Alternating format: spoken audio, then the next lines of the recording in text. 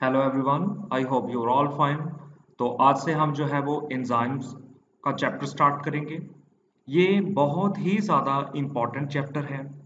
इसकी अंडरस्टैंडिंग जो है हमें होनी चाहिए। इसके जो इसके इस चैप्टर में से बहुत सारे क्वेश्चंस पूछे जाते हैं और बायोलॉजी को समझने के लिए एंजाइम्स का कॉन्सेप्ट होना बहुत ज़रूरी है। लिविंग सिस्टम्स के अंदर जितने भी केमिकल रिएक्शंस हो रहे हैं, बेटा मेरी आपने बात ध्यान से सुननी है जरा।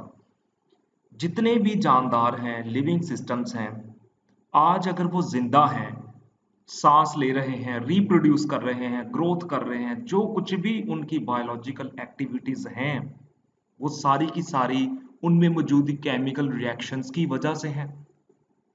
उन जानदारों के अंदर केमिकल रिएक्शंस होते हैं। उन केमिकल रिएक्शंस के रिजल्ट में एनर्जी पैदा होती है और उस एनर्जी से लिविंग थिंग्स जो हैं वो रिप्रोड्यूस करते हैं, ग्रो करते हैं और भी अपनी ज़िंदगी को जारी रखने के लिए जितनी भी ज़रूरी एक्टिविटीज़ हैं वो करते हैं। तो एनर्जी प्रोडक्शन यानी केमिकल रिएक्शंस, सेल में होने वाले डिफरेंट केमिकल रिएक्शंस को सस्टेन रखना, स्पीड अप करना, ये सारे का सारा काम एंजाइम्स का है। तो एंजाइम्स को हमने समझना है, रट्टा नहीं लगाना, हमने समझना है। एक एक बात को समझने की कोशिश करनी है। एंजाइम के बारे में आज जो मैं आपको लेक्चर देने जा रहा हूँ ये बहुत बेसिक है। ठीक है, आप ये लेक्चर लेके आपको मेन मेन जो पॉइंट्स हैं एंजाइम्स के वो समझ में आ जाएंगे। आइंदा भी हम एंजाइम्स के ऊपर 3 4 5 लेक्चर्स बनेंगे इसके ऊपर। ठीक है, और आपने जो है इन बातों को नोट करना है, अपने साथ पेंसिल और नोटबुक पास जरूर रखनी है और जो जो चीजें आप समझते हैं कि ये जरूरी हैं, इंपॉर्टेंट हैं, उनको नोट करें, छोटे छोटे नोट्स बनाएं ताकि आप जो है इनको कॉन्सेप्चुलाइज कर सकें। तो चलिए शुरू करते हैं। सबसे पहले बेटा देखते हैं, एंजाइम्स आर बायोकैटालिस्ट। ठीक है, इस बात को जरा समझें कि एंजाइम्स को बायोकैटालिस्ट क्यों कहा जाता है, इसकी वजह क्या है। हमने तो ये समझना है कि एंजाइम्स को बायोकैटालिस्ट कहा क्यों जाता है। देखिए, बायोकैटालिस्ट दो लफ्ज हैं इसमें, बायो और कैटालिस्ट। बायो और कैटालिस्ट यानी बायो तो हो गया ना लिविंग से, लिविंग थिंग्स, और कैटालिस्ट मीन स्पीड अप, यानी लिविंग सिस्टम्स के अंदर जो केमिकल रिएक्शंस हैं उनको स्पीड अप किया जा रहा है, नॉन लिविंग के अंदर नहीं, लिविंग सिस्टम्स के अंदर, लिविंग थिंग्स के अंदर। तो इंजाइम्स ऐसे केमिकल रिएक्शन, ऐसे केमिकल्स हैं जो कि लिविंग सिस्टम्स के अंदर केमिकल्स को, केमिकल रिएक्शंस को, मेटाबॉलिज्म को स्पीड अप करवा रहे हैं, इसलिए इनको बायोकैटालिस्ट कहते हैं। और भी कैटलिस्ट होते हैं, आप इंडस्ट्रीज में जाएंगे ना तो डिफरेंट केमिकल इंडस्ट्रीज जो हैं वहां पर कैटलिस्ट होते हैं जो केमिकल रिएक्शंस को स्पीड अप करवा रहे होते हैं, लेकिन वो बायो नहीं होते, वो नॉन लिविंग जो है वो होते हैं। ठीक है, वो नॉन लिविंग सिस्टम्स के अंदर वो कैटलिस्ट होते हैं। ठीक है, लेकिन लिविंग सिस्टम्स के अंदर जो कैटलिस्ट हैं, ठीक है, वो एंजाइम्स हैं, इसलिए एंजाइम्स को हम बायोकैटलिस्ट कहते हैं। प्रोटीन से मिलके बने होते हैं mostly, they are mostly made up of proteins. Okay, और याद रहे कि ये केमिकल रिएक्शन को स्पीड अप करवाते हैं। ठीक है, केमिकल रिएक्शन को क्या करवाते हैं, स्पीड अप करवाते हैं। जस्ट केमिकल रिएक्शन को स्पीड अप करवाएंगे, केमिकल रिएक्शन करवाएंगे, उस केमिकल रिएक्शन के अंदर यूज नहीं होंगे। मतलब कि अगर ये किसी चीज को किसी सबस्ट्रेट को प्रोडक्ट में कन्वर्ट करते हैं, किसी सबस्ट्रेट को प्रोडक्ट में कन्वर्ट करते हैं, तो ये जस्ट उस सबस्ट्रेट को प्रोडक्ट में कन्वर्ट कर रहे हैं, खुद ये चेंज नहीं हो रहे, खुद इनमें किसी कोई भी ये उस केमिकल रिएक्शन में इस्तेमाल नहीं होते। आगे चल के हम देखेंगे इसके बारे में कि कैसे ये इस्तेमाल नहीं होते। ठीक है, फिर सिर्फ और सिर्फ लिविंग सेल्स के अंदर ये पैदा होते हैं, जानदार ही इनको पैदा कर सकते हैं अपने सेल्स के अंदर, अपने टिश्यूज के अंदर, और ये एक सेल से दूसरे सेल की तरफ मूव भी नहीं कर सकते। ठीक है, मतलब एक सेल जो अपने अंदर एंजाइम प्रोड्यूस कर रहा है, वो एंजाइम दूसरे सेल में ट्रांसफर नहीं किए जा सकते, क्योंकि बेटा इन एंजाइम का मॉलिक्यूलर वेट बहुत हाई होता है। तो हाई मॉलिक्यूलर वेट होने की वजह से ये एक सेल से दूसरे सेल में हरकत नहीं कर सकते, मूव नहीं कर सकते, इसलिए ये जिस सेल में पैदा हो रहे हैं उसी सेल के अंदर ये यूज होंगे। ठीक है, ओके। अब कुछ बहुत ही और इंपॉर्टेंट टर्म्स हैं इनको लेके। डब्ल्यू कोने जो है, इन्होंने सबसे पहले टर्म जो है एंजाइम का यूज किया। It is very very important. Edward Buchner जो है, इन्होंने 1897 में एंजाइम को आइसोलेट किया फर्स्ट टाइम जिस साइंटिस्ट ने एंजाइम्स को आइसोलेट किया वो एडवर्ड बकनर थे 1897 में। और जो एंजाइम सबसे पहले आइसोलेट किए गए वो जाइमेज कॉम्प्लेक्स थे। अब देखिए ये चीजें हैं जो आपसे एमसीक्यू में पूछी जा सकती हैं। जरूरी नहीं कि जो चीज जो टेक्स्ट बुक आपके पास है आप उसको फॉलो कर रहे हैं, पढ़ रहे हैं, ठीक है, उसको आप पढ़ें, बिल्कुल उसको पढ़ें। लेकिन जो चीज मतलब आपकी टेक्स्ट बुक में दी गई है उसके अलावा भी उन चीजों को पढ़ने की कोशिश करें। अगर कोई उसके बारे में एक्स्ट्रा इंफॉर्मेशन आपको मिलती है तो उसको जरूर ऑब्जॉर्व करें, ठीक है, तभी जाके आप एक अच्छे एग्जाम की जो है वो तैयारी कर सकते हैं। ठीक, चले। जेबी समर 1926 में, जेबी समर जो है बेटा, ये सारे बहुत इंपॉर्टेंट साइंटिस्ट हैं इंजाइम्स की फील्ड में। इंजाइम्स की जो भी डिस्कवरी है, जो भी इनके ऊपर वर्क है, ये जितने भी मैं आपको साइंटिस्ट बता रहा हूँ, ये एमसीक्यूज के पॉइंट ऑफ व्यू से बहुत ही ज्यादा इंपॉर्टेंट है। अगर पूछे गए तो उनमें से कोई एक साइंटिस्ट पूछा जा सकता है। जेबी समर 1926 में बेटा, इन्होंने सबसे पहले एंजाइम्स को क्रिस्टलाइज किया था। और जिस एंजाइम को इन्होंने क्रिस्टलाइज किया था वो था यूरिएज एंजाइम। अब इस यूरिएज एंजाइम को इन्होंने कहां से लिया? जैकबीन से, ठीक है। कैनावेलिया एनसीफॉर्मिस, कैनावेलिया एनसीफॉर्मिस इस जैकबीन का क्या है? साइंटिफिक नेम है। जैकबीन से इन्होंने एंजाइम को निकाला, यूरिएज को आइसोलेट किया और यहां से इस यूरिएज को फिर इन्होंने क्रिस्टलाइज किया। It is very very important. ये बहुत ही इंपॉर्टेंट वर्क था जिसकी वजह से इनको 1946 में नोबेल प्राइज भी दिया गया, ठीक है। अब समर ही वो साइंटिस्ट थे जिन्होंने सबसे पहले हमें ये बताया कि एंजाइम्स के अंदर ऐसी सलाहियत है, एंजाइम के अंदर ऐसी पावर है जो सेल्स में, टिश्यूज में होने वाले केमिकल रिएक्शंस को स्पीड अप कर रहे होते हैं, उसको बढ़ावा देते हैं, ठीक है, उसकी स्पीड को बढ़ाते हैं। इनके अंदर कैटालिटिक प्रॉपर्टी है। तो देखिए ये बहुत ही ज्यादा इंपॉर्टेंट स्टेटमेंट बताई गई है एंजाइम्स के बारे में। नेक्स्ट, नॉर्थप और कुनिट्स। नॉर्थप और कुनिट्स ने सबसे पहले जो है इनके जो है पेप्सिन, ट्रिप्सिन और काइमोट्रिप्सिन एंजाइम को आइसोलेट किया, ठीक हो गया। Now Hansen's isolated rennet. Hansen जो है इन्होंने रेनेट जो है यानी इसको आइसोलेट किया। ये रेनेट जो है, ये काउ जो है, बछड़ा जो है, उसके स्टमक से जो है इन्होंने सबसे पहले इस एंजाइम को क्या किया था? आइसोलेट किया, ठीक हो गया। अच्छा, अब आर्बर स्मिथ और नेथन्स, नोट करते जाएं साथ साथ। आर्बर स्मिथ और नेथन्स, इनको नोबेल प्राइज दिया गया 1978 में। किस मकसद के लिए? बहुत ही इंपॉर्टेंट डिस्कवरी की थी इन्होंने, रिस्ट्रिक्शन एंडोन्यूक्लियोसिस, ठीक हो गया। रिस्ट्रिक्शन एंडोन्यूक्लियोसिस ऐसे एंजाइम्स हैं जो डीएनए को एक स्पेसिफिक साइट से कट करते हैं, काटते हैं। तो इसके ऊपर रिस्ट्रिक्शन एंडोन्यूक्लियोसिस का जब हम बायोटेक्नोलॉजी वाला चैप्टर पढ़ेंगे तो वहां पर हम इसको डिटेल से स्टडी करेंगे कि ये काम क्या करते हैं। यहां पर जस्ट आप देखें कि रिस्ट्रिक्शन एंडोन्यूक्लियोसिस जो है बायोटेक्नोलॉजी में बहुत ही ज्यादा यूज होते हैं, बहुत ही ज्यादा इंपॉर्टेंट एंजाइम्स हैं। इसके ऊपर मैं आगे चल के बात करूंगा। लेकिन यहां पर आप देखें कि ये डीएनए को, ये समझ लें कि छोटी छोटी सीजर्स हैं, कैंचियां हैं, बायोलॉजिकल सीजर्स हैं, ये डीएनए को कट करने में इस्तेमाल होती हैं। तो आर्बर स्मिथ और नेथन्स जो हैं इनको 1978 में नोबेल प्राइज दिया गया क्योंकि इन्होंने रिस्ट्रिक्शन एंडोन्यूक्लियोसिस को डिस्कवर किया। Inactive form of enzymes is called zymogens और प्रोएंजाइम।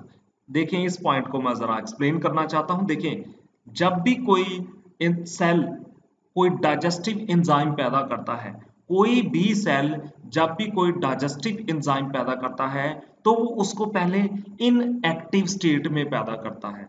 सबसे पहले जो डाइजेस्टिव एंजाइम पैदा किए जाते हैं वो इनएक्टिव स्टेट में पैदा किए जाते हैं, नॉन फंक्शनल स्टेट में पैदा किए जाते हैं, जिनको जाइमोजेंस कहते हैं या प्रो एंजाइम बोलते हैं।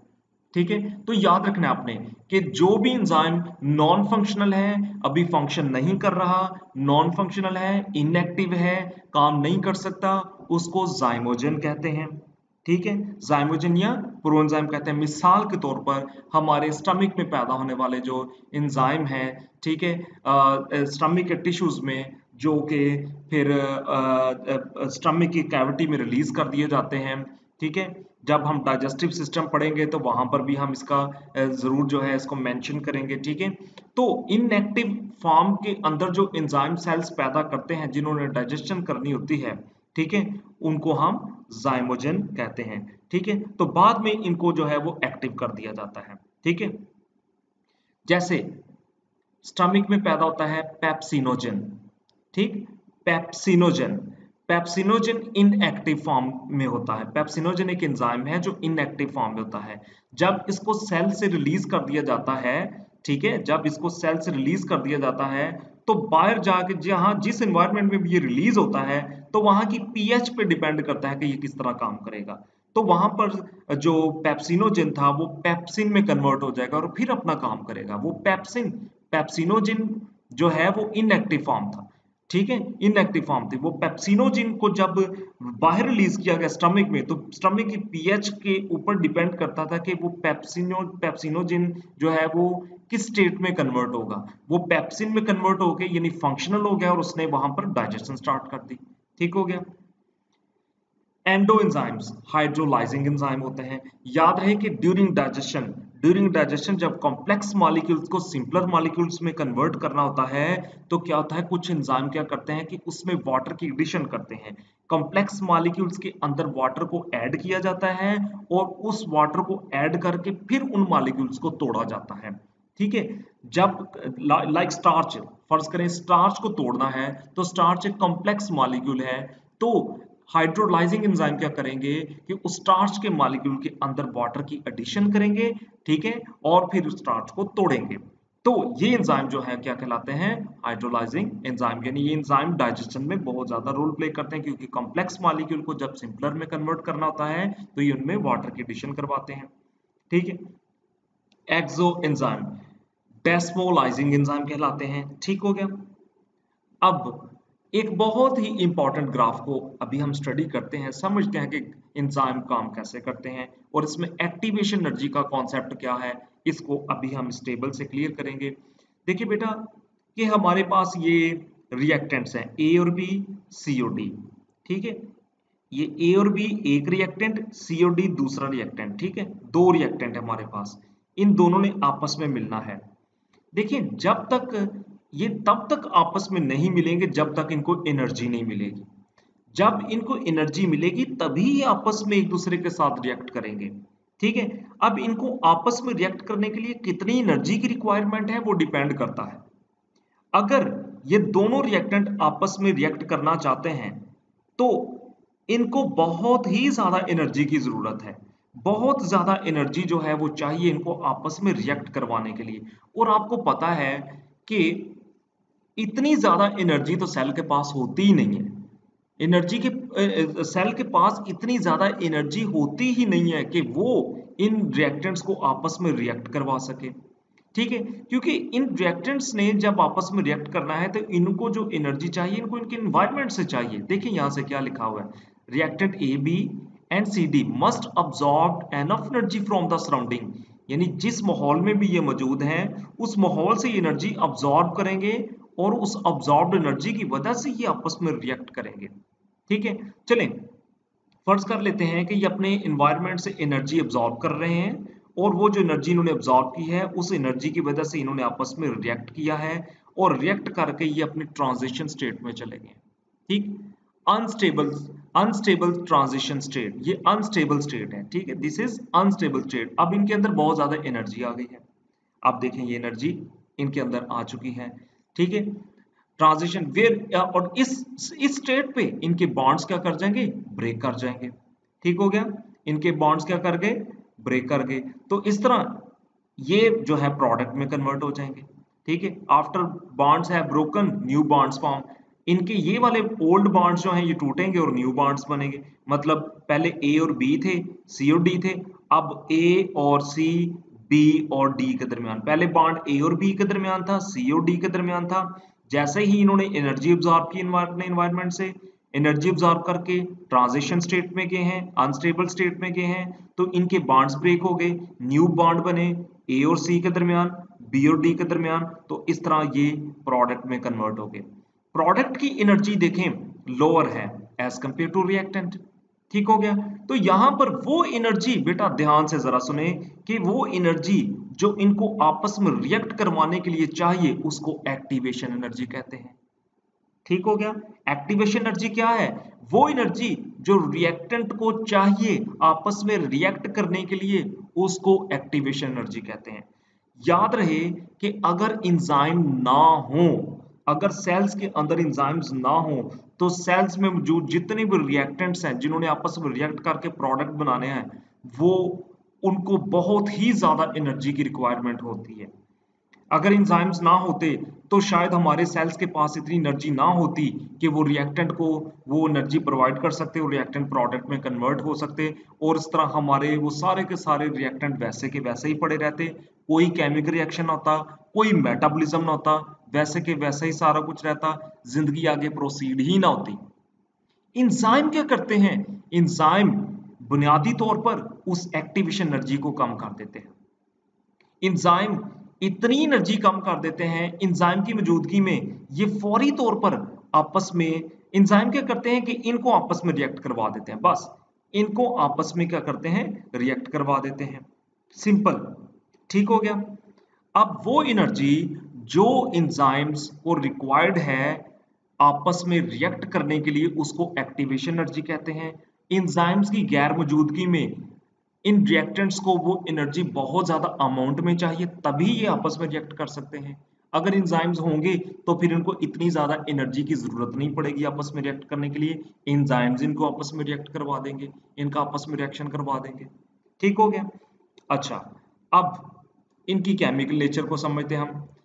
मोस्टली प्रोटीनेशियस हैं, ठीक है, ये पहले मैंने आपको बात बता दी है कि ये प्रोटीन से मिलकर बने होते हैं, विद सम एक्सेप्शन, जैसे कि आरएनए की हम बात करेंगे, राइबोजाइम्स की, ठीक है, उसके अलावा बाकी जितने भी, क्योंकि वो भी कैटालिटिक प्रॉपर्टी रखते हैं, ठीक हो गया। ऑल एंजाइम्स आर प्रोटीन, ये बहुत इंपॉर्टेंट पॉइंट है। All enzymes are proteins but all proteins are not enzymes, ठीक है, सॉरी आर लिखना था मैंने यहां पर, ये ठीक कर ली, आर।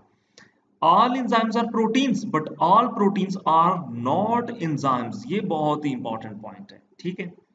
फिर more than 100 amino acids linked to form an active enzyme. एक एक्टिव एंजाइम, एक फंक्शनल एंजाइम बनाने के लिए तकरीबन 100 से ज्यादा अमाइनो एसिड्स आपस में जुड़ेंगे तो एक फंक्शनल, एक एक्टिव एंजाइम बनेगा। ये तमाम इंफॉर्मेशन जो है ये बहुत ज्यादा इंपॉर्टेंट है एंजाइम्स के हवाले से। अब जरा देखें कि ये काम कैसे करते हैं। इस पिक्चर से हमें समझ लग जाएगी कि ये काम कैसे कर रहे हैं। देखें, ये पर्पल कलर में जो आपको दिखाया गया ये एंजाइम है, ठीक हो गया, और ये है इसके सबस्ट्रेट्स, यानी कि ये सबस्ट्रेट ऐसा मॉलिक्यूल होता है जिसने प्रोडक्ट में कन्वर्ट होना होता है, ठीक हो गया। अब ये देखें, इस एंजाइम के पास कुछ कैविटीज नजर आ रही हैं आपको, ये वाली बीच में ये खला, कैविटी, ठीक है, क्रेविसेस हैं। अब इनको हम एक्टिव साइट कहते हैं। अब इस एंजाइम का जो फंक्शनल पार्ट है, जो एक्टिव पार्ट है, वो ये वाला होता है, एक्टिव साइट जिसे कहते हैं। जैसे मैं आपको एक एग्जांपल देता हूं, देखें हमारी बॉडी में हमारे हैंड, हमारे हाथ जो हैं, देखें ये हमारी एक्टिव साइट्स हैं। इनकी मदद से हम चीजों को पकड़ते हैं, तोड़ते हैं, जितने भी हम अपने काम करते हैं ना, इन हाथों की मदद से करते हैं। तो हमारे हाथ जो हैं ये एक्टिव साइट्स हैं हमारी, ठीक है। इन द सेम वे समझ लें कि ये एक्टिव साइट्स इस एंजाइम के क्या है? हैंड्स हैं, हाथ हैं इनके, ठीक है। अब कोई भी सबस्ट्रेट जब इनके साथ आके बाइंड करेगा, जुड़ेगा, ठीक है, तो ये क्या करेंगे कि इन सबस्ट्रेट को क्या करेंगे? तोड़ने की कोशिश करेंगे, ठीक है, जोड़ने की कोशिश करेंगे, तोड़ने की, जो कुछ भी इन्होंने करना है। तो जब ये सबस्ट्रेट इनके साथ आके जुड़ गया, देखें ये आपस में जुड़ गए हैं, ठीक हो गया, एंजाइम सबस्ट्रेट कॉम्प्लेक्स बन गया। और बाद में क्या होगा कि इनको आपस में जोड़ दिया जाएगा, इनके बीच में बॉन्ड्स बनेंगे, ठीक है। इस एंजाइम का यही काम है कि इन दोनों के बीच में नए बॉन्ड्स बना देना, जिसके रिजल्ट में एक नई चीज बनेगी जिसको हम प्रोडक्ट कहेंगे। ये सेल में किसी मकसद के लिए भी इस्तेमाल हो सकता है, ठीक हो गया। अब इसी प्रोडक्ट को दोबारा इसमें रिएक्टेंट में कन्वर्ट किया जा सकता है। तो इस तरह ये देखें, ये चलता जाता है सिस्टम, ठीक है। लेकिन एक चीज इसमें आप जरा गौर करें, आपने इस पूरे रिएक्शन में देखा कि एंजाइम के ऊपर कोई फर्क नहीं पड़ा, एंजाइम इस रिएक्शन में चेंज नहीं हुए। जबकि ये देखें, ये सबस्ट्रेट जो है प्रोडक्ट में कन्वर्ट हुआ है, इसमें चेंज आया है लेकिन एंजाइम में चेंज नहीं हुआ। इसका मतलब है कि एंजाइम इस पूरे केमिकल रिएक्शन में इस्तेमाल ही नहीं हुआ, यूज ही नहीं हुआ, ठीक है। ये दोबारा से रीयूज हो जाएगा, रिसाइकल हो जाएगा, ठीक है। ये दोबारा से इस्तेमाल हो जाएगा इसी केमिकल रिएक्शन को प्रोसीड करने के लिए। तो इस तरह एंजाइम की ना तो इस पूरे केमिकल रिएक्शन में कोई शक्ल व शबाहत में कोई खास तब्दीली आई है और ना ही इसमें इस्तेमाल हुआ है। Therefore, enzymes are very very efficient and very very important molecules of the cells. आगे एंजाइम्स की बेटा टर्शरी स्ट्रक्चर होती है। An enzyme show tertiary structure. Biological molecules में मैंने आपको प्रोटीन पढ़ाया है और प्रोटीन में मैंने आपको एंजाइम वो प्रोटीन्स की डिफरेंट स्ट्रक्चर के ऊपर बात हुई थी। प्राइमरी स्ट्रक्चर क्या होती है, सेकेंडरी क्या होती है, टर्शरी क्या होती है, क्वार्टनरी क्या होती है, ये सारी स्ट्रक्चर्स हमने वहां पर डिस्कस की थी। तो एंजाइम्स जो के प्रोटीन्स हैं, तो इनका लेवल जो है वो टर्शरी है। प्रोटीन्स के 4 लेवल होते हैं, प्राइमरी, सेकेंडरी, टर्शरी और क्वार्टनरी, ठीक है। अब एंजाइम्स जो कि प्रोटीन है, तो इनका जो लेवल है वो टर्शरी है। तो एंजाइम्स जो है ये क्या कौन से स्ट्रक्चर रखते हैं, फिर टर्शरी स्ट्रक्चर रखते हैं, ठीक है। Sequence of the amino acid in specific enzymic proteins, ठीक है। Sequence of amino acid is specific in specific enzymic proteins. हर एंजाइम, जितने भी डिफरेंट टाइप्स के एंजाइम्स हमारे सेल्स में, हमारे टिश्यूज में मौजूद हैं, हर एंजाइम के अंदर अमीनो एसिड्स की जो सीक्वेंस है वो स्पेसिफिक है, उनका जो नंबर है वो स्पेसिफिक है। तो मतलब ये है कि अमीनो एसिड्स बुनियादी तौर पर एक स्पेसिफिक अरेंजमेंट में मौजूद होते हैं एंजाइम्स के अंदर। तो एंजाइम्स के अंदर अमीनो एसिड्स की जो सीक्वेंस है, उनका जो नंबर है वो स्पेसिफिक होता है, महसूस होता है, ठीक है। इनकी जो टर्शरी स्ट्रक्चर है ये बहुत ही ज्यादा इंपॉर्टेंट है और बहुत ही ज्यादा स्पेसिफिक होती है बायोलॉजिकल एक्टिविटी के लिए। अगर किसी एंजाइम की टर्शरी स्ट्रक्चर थोड़ी सी भी डिस्टर्ब हो गई, थोड़ा सा भी इसमें बिगाड़ आ गया, तो एंजाइम कभी भी प्रॉपर फंक्शन नहीं कर सकता, वो कभी भी सबस्ट्रेट को पकड़ के प्रोडक्ट में कन्वर्ट नहीं कर सकता। तो एक एंजाइम जो है उसकी प्रॉपर फंक्शनिंग के लिए कि वो सही तौर पे काम करता रहे, सेल के अंदर बायोलॉजिकल एक्टिविटीज को स्पीड अप करता रहे, उसकी टर्शरी स्ट्रक्चर को मेंटेन रखना बहुत ही ज्यादा जरूरी होता है। जब तक उसकी टर्शरी स्ट्रक्चर मेंटेन नहीं रहेगी तब तक वो एंजाइम भी प्रॉपरली काम नहीं कर सकता। इसलिए लिविंग सिस्टम्स के अंदर उनकी बायोलॉजिकल एक्टिविटीज को स्पीड अप करने के लिए, उसको सस्टेन रखने के लिए एंजाइम्स की टर्शरी स्ट्रक्चर जो है ये बहुत ही ज्यादा रोल प्ले करती है। समटाइम्स सेल्स के अंदर कई तरह के चेंज आते हैं, पीएच में आता है, टेम्परेचर में आता है, वाटर कंटेंट में आता है। तो कई फैक्टर्स जो हैं एंजाइम्स की टर्शरी स्ट्रक्चर को डिस्टर्ब कर सकते हैं, बिगाड़ पैदा कर सकते हैं, जिससे एंजाइम की जो एक्टिविटी है वो रुक जाती है और सेल जो है वो काम करना बंद कर सकते हैं, ठीक हो गया। अच्छा, अब वही बात कि जब हम एंजाइम की टर्शरी स्ट्रक्चर को रेंडर कर देंगे तो एंजाइम की एक्टिविटी भी लॉस हो जाएगी, वो एंजाइम सही तौर पे काम ही नहीं कर सकेगा। ये बिल्कुल उसी तरह है जैसे हमारे हाथ जो हैं, अगर हमारे हाथ पे चोट लग जाए, अगर हमारे हाथ का कोई पार्ट थोड़ा सा, कोई 2-3 उंगलियां उतर जाएं, ठीक है, फिंगर्स उतर जाएं, या हमारे हाथ में किसी तरह का कोई बिगाड़ आ जाए, तो हम क्या उस हाथ से प्रॉपर जिस तरह काम कर रहे थे कर सकते हैं? नहीं कर सकते हम। अगर हमारे हाथ जो हैं वो ये डिसऑर्गेनाइज हो जाएं, इनकी शेप खराब हो जाए, ये काम ही ना कर पाए सही, ठीक है, तो जाहिर है इसका इफेक्ट हमारी बॉडी के ऊपर पड़ेगा।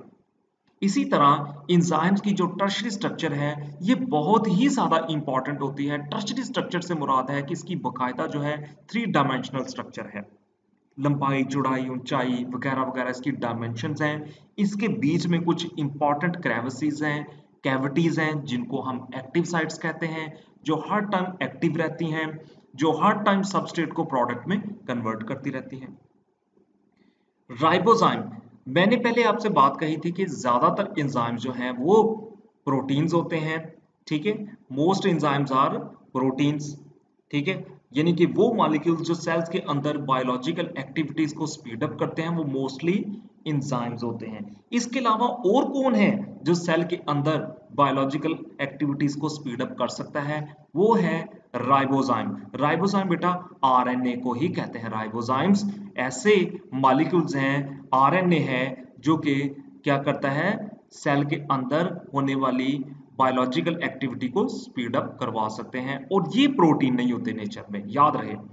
Ribosomes are not protein in nature, लेकिन ये कैटालिटिक एक्टिविटी कर सकते हैं लाइक एंजाइम्स। तो ये भी एंजाइम की तरह बिहेव करते हैं, कैटालिटिक एक्टिविटी को स्पीड अप कर सकते हैं, कैटालाइज कर सकते हैं like enzymes. Therefore all enzymes are almost proteins, ठीक है। तमाम एंजाइम जितने भी हैं वो प्रोटीन्स हैं। बायोलॉजिकल एंजाइम जो है ये बायोलॉजिकल कैटलिस्ट होते हैं और ये प्रोटीन होते हैं नेचर में, ठीक हो गया। Like the catalyst, the enzymes regulate the speed and specificity of the reaction, but unlike the catalyst, they are produced by living cells only. इस बात पे जरा गौर करें। Like the catalyst, enzyme regulate the speed up and specificity of the reaction. ये catalyst के तौर पे behave कर रहे हैं। कैटलिस्ट का क्या मतलब है? एक ऐसा सब्सटेंस, एक ऐसी चीज जो किसी रिएक्शन को स्पीड अप कर रही है। मैं यहां पर आपको एक छोटी सी मिसाल देना चाहता हूं। लेट्स सपोज दो आदमी हैं, ठीक है, वो बहुत अच्छे दोस्त हैं, फ्रेंड हैं, और उनके दरमियान कभी भी कोई ऐसा लड़ाई नहीं हुई, कोई ऐसी बात नहीं हुई जिसपे वो लड़े झगड़े। अब एक तीसरा आदमी, एक मीडिएटर आता है और वो उसके पहले दोस्त को कहता है, यार तुम्हारा दूसरा दोस्त जो है तुम्हारे बारे में ये बात कर रहा था। वो उसके जहन में उसके दोस्त के अगेंस्ट जो है कुछ गलत फहमियां पैदा करता है। अब वो उसके बारे में नेगेटिव सोचना शुरू कर देगा। जो पहला दोस्त था अपने दूसरे दोस्त के बारे में नेगेटिव सोचना शुरू कर देगा कि उसने मेरे बारे में ये बात क्यों कही। इन द सेम वे अब वो मिडल मैन दूसरे दोस्त के पास जाएगा। अब वो कहेगा तुम्हारा पहला दोस्त जो है, ठीक है, वो तुम्हारे बारे में ऐसे बातें कर रहा था। अब वो भी इसके बारे में सोचेगा कि हाँ इसने ये बात कही थी। तो अब कोई उनकी लड़ाई के पहले उनकी लड़ाई के लिए कोई खास वजह नहीं थी कि वो आपस में लड़ते। लेकिन वो जो आदमी तीसरा आदमी आया है उसने क्या किया है कि उनको भड़काया है। उन दोनों को ऐसी बातें कही हैं कि वो आपस में भड़क जाएं। एक छोटी छोटी सी बात पर वो उनको लड़ाने की कोशिश कर रहे हैं, ठीक है। अब वो शायद वो आदमी ना होता तो उनके दरमियान कोई ऐसी बात होती तो वो ना लड़ते, ठीक है। लेकिन वो तीसरे आदमी ने क्या किया कि दोनों को पंप मारे आके, ठीक है। वो उसको बोल रहे हैं कि वो तुम्हारे बारे में ऐसे बात कर रहा है, वो उसको बोल रहा है वो तुम्हारे बारे में ऐसे बात कर रहे हैं, जिस पर वो दोनों दोस्त आपस में लड़ सकते हैं। उनके दरमियान में एक छोटी सी बात पर बहुत बड़ी लड़ाई हो सकती है, ठीक है। तो मेरा इस पूरी स्टोरी बताने का मकसद ये है कि वो तीसरा आदमी कैटालिस्ट था। वो उनकी लड़ाई को स्पीड अप करवा रहा था। वैसे वो शायद ना लड़ते, वैसे उनको लड़ाई करने के लिए कोई खास वजह ना मिलती, लेकिन तीसरे आदमी ने खुद से गलतफहमियां डाल के उनको कैटालिस्ट करवाया है, स्पीड अप करवाया है उनकी लड़ाई को। In the same way cells में डिफरेंट रिएक्टेंट्स जो हैं वो आपस में तभी रिएक्ट करेंगे जब उनके पास कोई प्रॉपर एनर्जी होगी, ठीक है। कोई खास एनर्जी होगी जिससे वो आपस में रिएक्ट करें और प्रोडक्ट में कन्वर्ट हो। तो एंजाइम्स कैटालिस्ट, एंजाइम जैसे मॉलिक्यूल्स हैं जो इन रिएक्टेंट्स को उस तीसरे आदमी की तरह क्या करते हैं, रिएक्ट करवाते हैं, उनको आपस में उनका रिएक्शन करवाते हैं ताकि उनसे कोई नई चीज बन सके, ठीक हो गया। But unlike the catalyst they are produced by living cells only. लेकिन ये ऐसे कैटलिस्ट हैं जो सिर्फ और सिर्फ लिविंग सेल्स के अंदर ही पैदा होते हैं। Every sales produce its own enzyme. अब मैंने आपको ये भी बताया था कि एंजाइम जो है ये सेल टू सेल मूव नहीं कर सकते। ये जिस सेल में पैदा हो रहे हैं ये सिर्फ उसी सेल के अंदर इस्तेमाल होंगे। ये सेल टू सेल मूव नहीं कर सकते, सेल टू सेल हरकत नहीं कर सकते, क्योंकि इनका मॉलिक्यूलर वेट हाई होता है। ये बात बहुत ही ज्यादा इंपॉर्टेंट है कि जो भी सेल्स अपने एंजाइम पैदा करता है वो पैदा करके जो भी एंजाइम उसने पैदा किया है वो दूसरे सेल को ट्रांसफर नहीं कर सकता। ऐसा नहीं हो सकता कि वो दूसरा सेल जो है वो एंजाइम पैदा नहीं कर सकता तो जो साथ वाला सेल है वो एंजाइम पैदा करके उसको दे दे। ऐसे नहीं हो सकता। बल्कि जो सेल एंजाइम पैदा कर रहा है वो जो एंजाइम भी वो पैदा कर रहे हैं वो उसके अंदर इस्तेमाल होंगे, वो दूसरे सेल के अंदर ट्रांसफर नहीं हो सकते। On the basis of structure of protein molecules, enzymes are divided into two types. देखें, on the basis of structure of protein molecules, enzymes are divided into two types. सबसे पहले आती है simple, ठीक, simple enzymes, very very important. ये तो बहुत ही ज्यादा इंपॉर्टेंट है और सिंपल सी बात है. सिंपल एंजाइम मतलब एंजाइम जस्ट सिर्फ और सिर्फ प्रोटीन है, ठीक है, प्रोटीन पार्ट. जस्ट एंजाइम हमें पता है कि प्रोटीन होते हैं. एंजाइम्स की केमिकल नेचर क्या है? प्रोटीन है, ठीक है. तो अगर एंजाइम्स अकेले तौर पर काम कर रहे हैं विदाउट एनी असिस्टेंट, बगैर किसी असिस्टेंट के अकेले तौर पे काम कर रहे हैं, तो उनको सिंपल एंजाइम्स कहेंगे. ये सिर्फ और सिर्फ प्रोटीन पे मुश्तमिल होते हैं, अकेले काम कर रहे हैं, ठीक है. इनको किसी किस्म की हेल्प की जरूरत नहीं है, किसी किस्म की हेल्प की जरूरत नहीं है, किसी किस्म की असिस्टेंट की जरूरत नहीं है, अकेले ही काम कर रहे हैं. ये प्रोटीन है और प्रोटीन के तौर पे बिहेव कर रहे हैं और अकेले ही काम कर रहे हैं. ऐसे एंजाइम्स को हम सिंपल एंजाइम कहते हैं. प्रोटीएज, अमाइलेज, यूरिएज, लाइपेज जो है इसकी एग्जांपल है. ठीक हो गया. नेक्स्ट आते हैं हमारे पास कॉम्प्लेक्स और कॉन्जुगेटेड प्रोटीन्स और होलो एंजाइम्स. देखें, ये भी आपने नोट करना है. होलो एंजाइम को कॉन्जुगेटेड प्रोटीन्स भी बोला जाता है, होलो एंजाइम को कॉम्प्लेक्स एंजाइम भी बोला जाता है, ठीक है. Complex conjugated proteins are holoenzymes. अब ये क्या करते हैं, ज्यादातर जो एंजाइम्स का नंबर है सेल्स के अंदर, टिश्यूज के अंदर, उनको काम करने के लिए एक एडिशनल प्रोटीन पार्ट की या नॉन प्रोटीन पार्ट की जरूरत होती है. Okay, a large number of enzymes required an additional non protein part.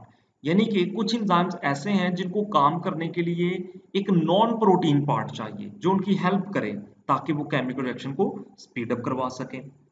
The protein part of this enzyme is called apoenzyme and non-protein part is called prosthetic group. ठीक हो गया, इस बात को समझते हैं. The protein part of this enzyme is called apoenzyme. देखिए, मैं यहां से आपको समझाने की कोशिश करता हूं. देखिए, अब ये एंजाइम जो है, लेट्स सपोज कि ये एंजाइम है, ठीक है, ये इसकी एक्टिव साइट है, ये सिंपल एंजाइम है, ठीक है, ये सिंपल एंजाइम है. इसको किसी किस्म की, अगर इसने किसी सबस्ट्रेट को प्रोडक्ट में कन्वर्ट करना है, अगर इसने ये जो सबस्ट्रेट है, लेट्स सपोज ये सबस्ट्रेट है, ठीक है, इस सबस्ट्रेट ने इस एक्टिव साइट के आगे साथ जुड़ना है, तो बाद में ये क्या करेगा, इसको प्रोडक्ट में कन्वर्ट कर देगा. ठीक है, ये इसको, चले, ये इसने प्रोडक्ट में कन्वर्ट कर दिया है, ठीक है, प्रोडक्ट में कन्वर्ट कर दिया है. ये रहा एंजाइम, ठीक है. ये अब देखिए, इसको इसने जस्ट सबस्ट्रेट को पकड़ा है और प्रोडक्ट में कन्वर्ट कर दिया है, इसको किसी की जरूरत नहीं पड़ी, ठीक है. ये सिंपल एंजाइम है. लेकिन सम टाइम क्या होता है कि कुछ एंजाइम ऐसे होते हैं, like this one, let's suppose ये क्या ऐसा एंजाइम है, ठीक है, जिसको इस सबस्ट्रेट को, ये वाला जो सबस्ट्रेट है, इसको प्रोडक्ट में कन्वर्ट करने के लिए, लेट्स सपोज ये वही एंजाइम है, ठीक है ना. तो अब इसने इस सबस्ट्रेट को प्रोडक्ट में कन्वर्ट करना है, तो इसको एक एडिशनल पार्ट की जरूरत है, ये वाला. देखें, ये नॉन प्रोटीन पार्ट है, ये वाला जो पार्ट है, ठीक है, ये तो प्रोटीन है ना, ये तो एंजाइम है, ये तो प्रोटीन पार्ट है. लेकिन ये वाला जो पार्ट है, ये नॉन प्रोटीन, ये प्रोटीन पे मुश्तमिल नहीं है. ये इनऑर्गेनिक भी हो सकता है और ऑर्गेनिक भी हो सकता है. ये वाला जो पार्ट है ना, ये जो इसकी हेल्प करेगा, ये ऑर्गेनिक भी हो सकता है और इनऑर्गेनिक भी हो सकता है. एनीवे, ये जो है इसके साथ आके जुड़ेगा, ठीक है, इसके साथ आके ये जुड़ गया, खास जगह पे ये जुड़ गया, ठीक है. और अब ये जो है एक्टिव हो गया, अब ये सबस्ट्रेट को अपने साथ जोड़ेगा और इसको प्रोडक्ट में कन्वर्ट करेगा. उम्मीद करता हूं आपको समझ आ गई है बात, मैं क्या बात कर रहा हूं. कि देखें, इसने, इस सिंपल एंजाइम ने इसको पकड़ा है, प्रोडक्ट में कन्वर्ट कर दिया, नो असिस्टेंट, किसी किस्म की हेल्प की जरूरत नहीं पड़ी, सिंपल एंजाइम है, ठीक है. जबकि कुछ एंजाइम ऐसे होते हैं जिनको क्या करना पड़ता है, सबस्ट्रेट को प्रोडक्ट में कन्वर्ट करने के लिए एक नॉन प्रोटीन पार्ट की जरूरत पड़ती है. अब ये जो नॉन प्रोटीन पार्ट है, सॉरी, ये जो प्रोटीन पार्ट है बेटा, देखिए, ये जो प्रोटीन पार्ट था, ये वाला, इसको कहेंगे एपोएंजाइम, ठीक है. ये क्या है, एपोएंजाइम है, ये एपोएंजाइम कहलाएगा. ठीक हो गया. और ये वाला जो पार्ट है, इसको प्रोस्थेटिक ग्रुप कहेंगे. ठीक, ये वाला जो पार्ट है, ये वाला जो पार्ट है, इसको प्रोस्थेटिक ग्रुप कहेंगे और ये वाला जो पार्ट है, इसको एपोएंजाइम कहेंगे. ठीक हो गया। अब apoenzyme plus prosthetic group is equal to holoenzyme. ठीक हो गया, prosthetic group plus apoenzyme is called holoenzyme. तो बहुत ही ज्यादा सिंपल है, ये कोई मुश्किल बात नहीं है। ठीक है, अब हम प्रोस्थेटिक ग्रुप को समझने की कोशिश करेंगे। चले, अब ये तो मैंने आपको बता दिया कि कंप्लीट एंजाइम जो बनेगा। देखिए, इस एंजाइम को जरूरत पड़ी थी एक नॉन प्रोटीन पार्ट की, जो कि ऑर्गेनिक या इनऑर्गेनिक दोनों में से कोई एक हो सकता है।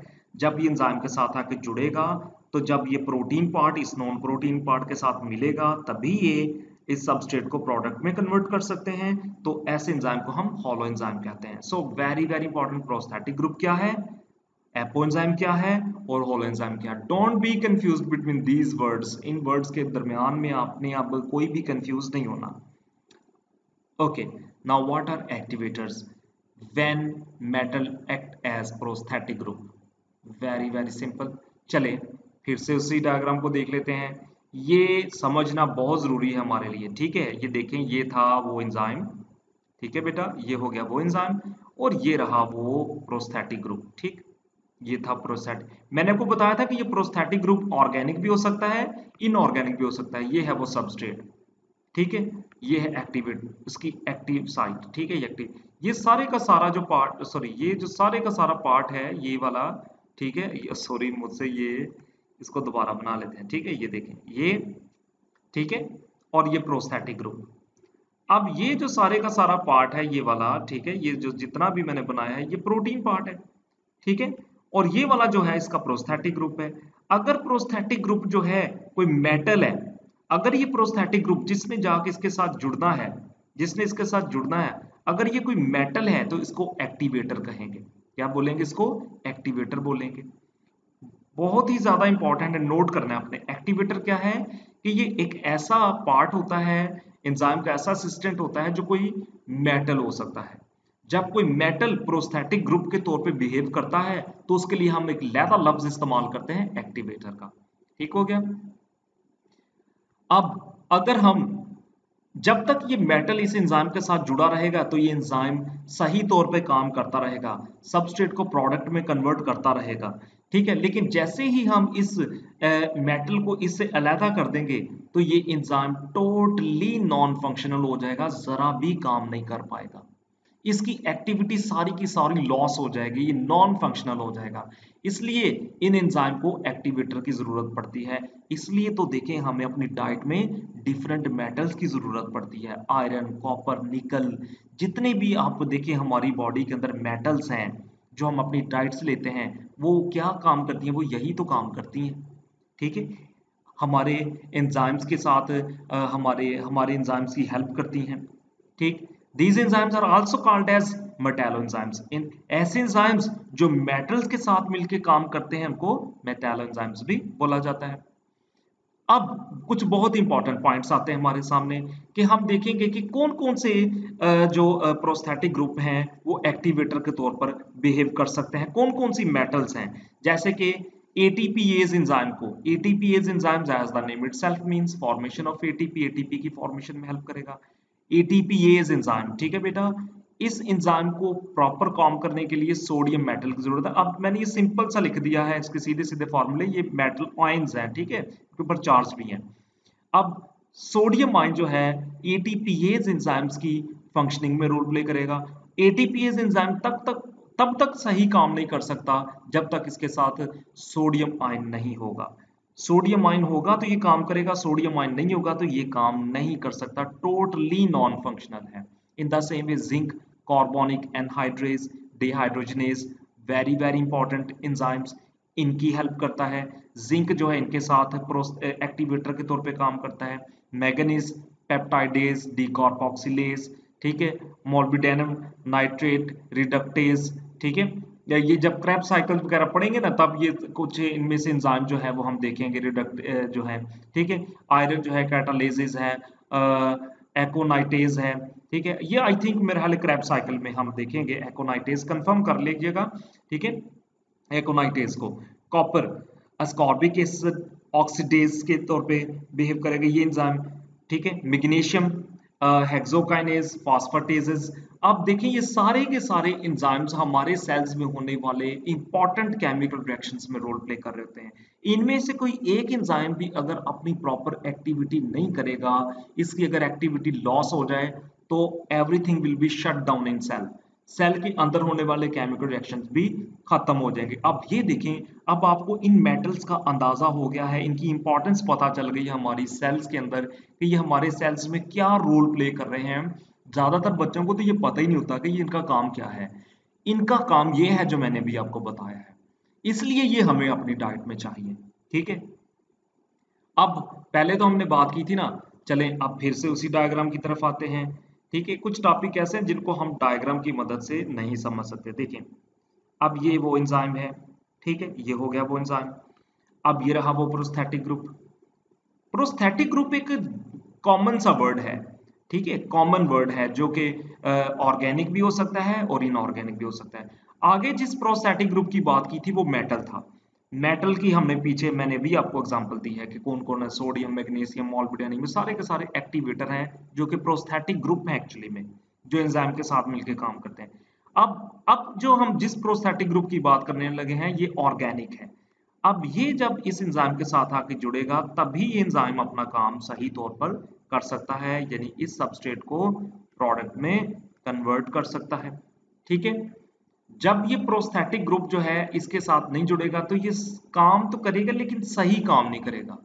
ठीक है, प्रॉपर काम नहीं कर रहा, समझ ना होने के बराबर ये काम कर रहे हैं। ठीक है, मैं आपको ये कहना चाहता हूं कि प्रोस्थेटिक ग्रुप जो है, ये वाला प्रोस्थेटिक ग्रुप जो है, जो ऑर्गेनिक है, जो इस एंजाइम के साथ मिलके काम कर रहा है, इसको हम को एंजाइम कहते हैं, को। ठीक है, को, और देखिए एंजाइम, एंजाइम के साथ मिल के काम कर रहा है। अगर ये ऑर्गेनिक है तो ये कोएंजाइम है, अगर ये इनऑर्गेनिक है तो एक्टिवेटर है। ठीक, ये प्रोस्थेटिक ग्रुप अगर ऑर्गेनिक है तो कोएंजाइम है, अगर ये इनऑर्गेनिक है तो एक्टिवेटर है। ठीक है, तो ये जो है कोएंजाइम है, ये कोएंजाइम जो है इस एंजाइम के साथ मिलकर इस सबस्ट्रेट को प्रोडक्ट में कन्वर्ट करेगा। अब जब हम इस कोएंजाइम को, मान लीजिए इस कोएंजाइम को अगर एंजाइम से अलग कर दें, ठीक है, तो एंजाइम की एक्टिविटी जो है वो रिड्यूस हो जाएगी, खत्म नहीं होगी, रिड्यूस हो जाएगी।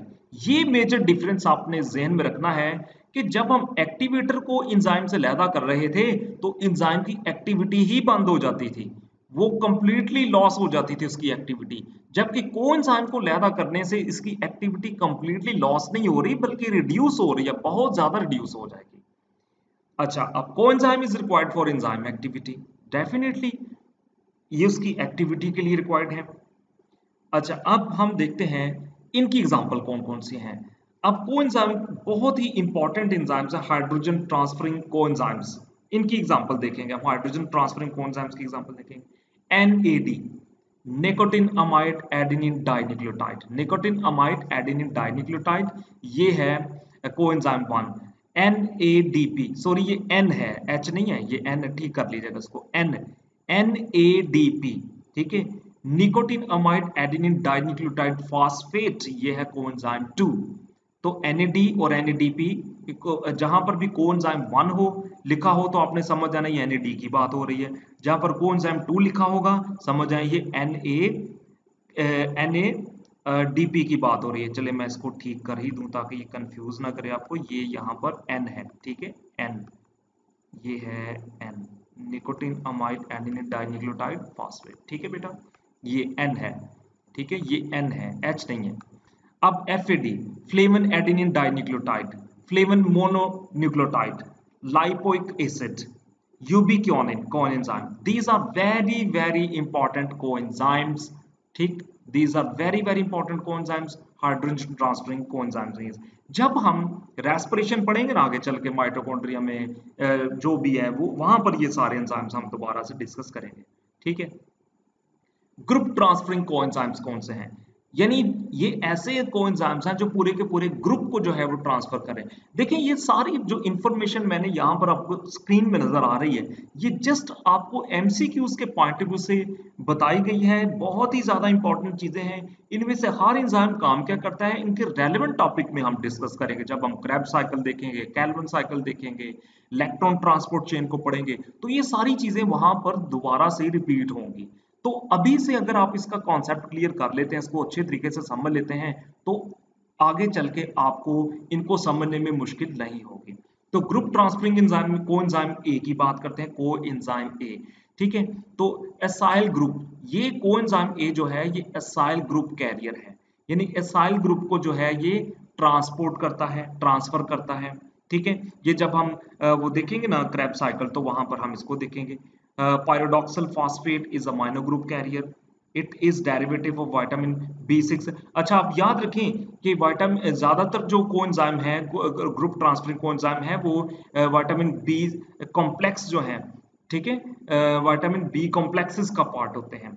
फिर आते हैं बायोटिन, कार्बोक्सिल ग्रुप कैरियर्स हैं। फिर आते हैं थायमिन, पायरोफॉस्फेट। याद रखें, ये नोट करें साथ साथ, ये हम वहां पर जाके जरूर पढ़ेंगे आगे चल के। मैं आपको ये सारी बातें, ये बार बार मैं बता रहा हूँ कि मैं जरूर पढ़ाऊंगा, लेकिन अभी ये सिर्फ एमसीक्यूज के पॉइंट ऑफ व्यू से है और एग्जांपल दी गई है कि ग्रुप ट्रांसफरिंग कोएंजाइम कौन से हो सकते हैं, कोएंजाइम क्या है, एक्टिवेटर्स क्या है, ये जस्ट उस पॉइंट ऑफ व्यू से मैं आपसे बात कर रहा हूँ। ठीक, thiamine, pyrophosphate, TPP carboxylase group carrier है। कोएंजाइम एफ, ठीक है, टेट्रा हाइड्रोफोलिक एसिड कैरियर है, one of carbon compound. ATP act as a carrier और फॉस्फेट ग्रुप।